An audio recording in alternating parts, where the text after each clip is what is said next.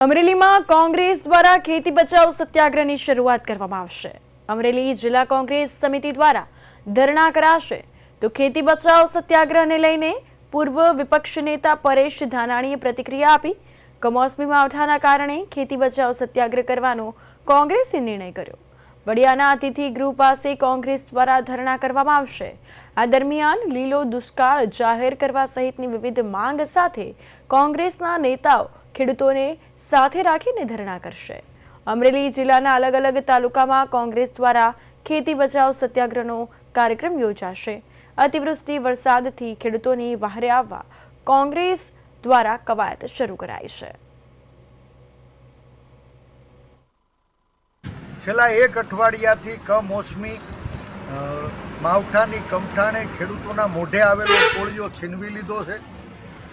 કપાસમાં જીંડવે કોટા ફૂટી ગયા છે, મગફળીના પાથરા તણાણા, મગફળીના દાણા ફૂટી ગયા, સોયાબીનની સીંગું કોટા કાઢી ગઈ। તમામ ખેતી ઉપજો સંપૂર્ણ નાશ પામી છે।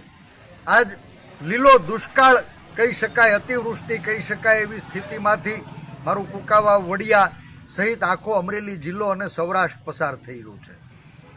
જગતનો તાત જીવવા માટે સંઘર્ષ કરવો પડે એવી સ્થિતિ, દેવાના બોજ નીચે દબાયેલો ખેડૂત આવતીકાલે શું કરવું એની ચિંતામાં છે। ત્યારે અમરેલી જિલ્લા કોંગ્રેસ સમિતિ દ્વારા, કુકાવા વડિયા તાલુકા કોંગ્રેસ સમિતિ દ્વારા આવતીકાલે તારીખ 3 નવેમ્બર અને સોમવારના રોજ સવારે 9 વાગે આ વડિયા અતિથિ ગૃહ પાસે ખેતી બચાવો સત્યાગ્રહનો પાયો નખાવાનો છે। હવે ખરીદીના કેન્દ્રો શરૂ કરવામાં આવે।